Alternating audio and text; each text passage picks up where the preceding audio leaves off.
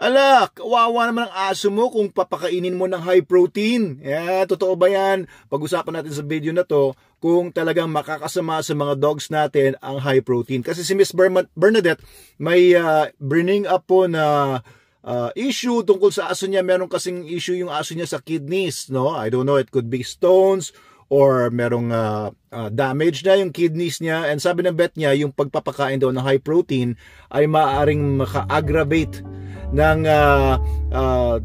problema ng aso niya when it comes sa kidney issues, no? So, I will tell you what is bad protein and what is good protein pagdating sa mga dogs.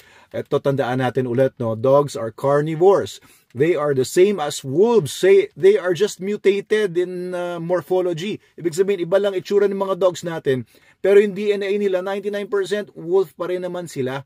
They are the same species. I-breed mo yung wolf sa dog, magkakaroon ng mga anak yan. Same species kasi po yan. So, ibig sabihin, yung digestive system nila was designed, just like wolves, to eat a lot of meat. Kasi wolves are carnivores, dogs are carnivores. They are called now facultative carnivores kasi pwede rin silang kumain ng mga pinapakain natin sa kanila like mga rice, mga gulay-gulay, but it doesn't mean it's good for them. No, it doesn't mean they will be better off feeding what we feed them kesa kung kumain sila ng mga meats o mga karne. They will still do much better kung karne ang kinakain po nila. Kasi yun talaga yung pagkakadesign sa kanila ng creator, ng Diyos. At yung kanilang sistema talagang doon sila. Kumbaga kung kotse mo ay gasolina nga, bigyan mong gasolina yung kotse mo. Kung kotse mo ay diesel engine, bigyan mo ng diesel yan. Huwag mong bigyan ng gasolina yan. Kung ang kotse mo ay purely EV or electric vehicle, bibigyan mo yan ng kuryente. Huwag mong bubuhusan yan ng gasolina. Masusunog yan. Anyway, yung bad protein para sa kanila, it could be considered bad protein. I'll tell you why. Yung mga plant proteins. Ang plant proteins, usually pagka nagpo-formulate nga ng dog food, kagaya ng nabanggit ko sa video ko previously, yesterday, plant proteins, usually yan, mataas kasi yung mga soya, soybean meals, corn, at potatoes, iba pang mga plant materials, ginagamit nila pandaya sa mga dog foods kasi mahal ang karne. Kumpara sa corn, magkano lang yan, no? Baka mga 15 pesos per kilo lang ang corn. Pero yung karne, alam niyo naman kung magkano ang karne, di ba? Kaya, ginagawa ng iba, nilalagay sila ng maraming corn or maraming soybeans, mura lang din naman ang soybeans compared sa karne nga. Tapos, mataas na yung protein. Sabihin na high protein ito. Ayun pala, puro plant protein. Ang problema sa plant protein, unang-una, hindi siya ganun ka-absorbable. Hindi siya bioavailable. Compared sa animal meats, And yung kanyang amino acid, kasi ang proteins kasi, pag breakdown mo yan, amino acids yan . Yung amino acid, composition niya ng mga plant proteins, hindi kasing ganda, hindi angkop talaga para sa digestion ng mga carnivores kagaya ng mga dogs.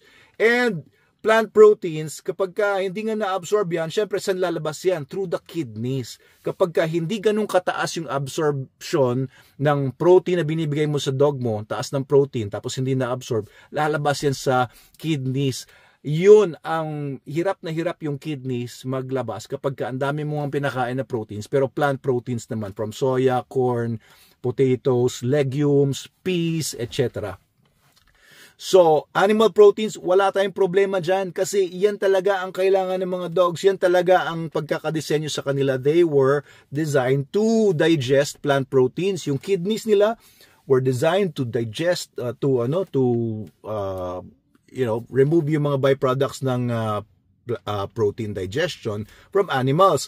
Yung livers nila was designed to process yung proteins, amino acids from animal meat, not plant proteins. Saan kayo nakakita ng dog o ng wolf, the wild dogs na kumakain lang talaga purely ng corn or kumakain purely ng potatoes or kumakain purely ng soybeans?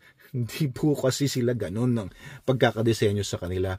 Kaya kapag nagbibigay ka pa, meron pa ang mga points dyan. Pagka nagbibigay ka ng mga plant materials for your dog's protein needs, meron ding mga toxins na kasama yan. maaring may mga tinatawag na mga anti-nutrient factors. Ibig sabihin, itong mga anti-nutrient factors na to na galing sa mga plant materials, nagbabind yan, yung iba dyan nagbabind sa proteins para hindi ma-absorb ng digestive system ng aso ninyo. Yung iba dyan nagbabind sa iron, sa iba pang mga micronutrients, hindi tuloy na-absorb ng aso ninyo yung mga micronutrients na yon. Ang nangyayari, through time, magkakaroon ng deficiency yung aso ninyo sa iba-ibang mga nutrients kasi yung pinapakain nyo palang plant material, may mga anti-nutrient factors. Okay, so hindi ganun kasimple yan. Marami rin mga iba-ibang mga sangkap kasi ang plants na detrimental over time and over volume sa mga dogs natin. May mga plant materials mataas sa oxalates, for example. Makakakos pa yan ng kidney stones. Lalo na kung predisposed sa kidney stone formation ng aso ninyo. So, still, as much as possible, steer away from plant materials if you want your dog to be top in health, and performance, talino, and everything. Syempre, you give your dog what he was designed to digest and thrive in, yung plant, animal material, not plant material. Kaya po, nung dinesign ko nga yung SDN42, ayoko talaga ng kahit anong plant materials dyan, as much as possible, no? Naglagay lang tayo ng konting yucca dyan para hindi mabaho yung dumi. Naglagay lang tayong konting flaxseed for prebiotics, and naglagay din tayo ng konting rice to bind the kibbles. Pero yung rice doon, it acts as a binder lang, konting-konti lang po yun, and it's a carbohydrate source of sorts. Hindi siya ganun ka detrimental, hindi siya nakakatakot compared sa ibang mga ginagamit nga ng mga plant materials para madaya. Hindi siya maituturing na filler. So, ayun po yung masasabi ko tungkol sa problem ni Miss Bernadette, no? High protein, ito summary ko, high protein is not bad for dogs. Hindi po siya magkakos ng whatever problems, no? Plant protein does. High amounts of plant protein and plant materials na ginagamit para isupply yung plant protein na yon. Alright, so ayan, if you have any other questions po, comment below. Pag-usapan natin sa mga susunod na mga vlogs. I'm happy to serve you, educate you pagdating dito sa canine nutrition.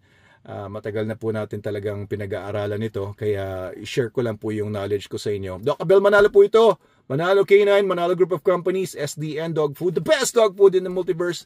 And please follow and share our videos. Yun lang po. Mabuhay po kayong lahat.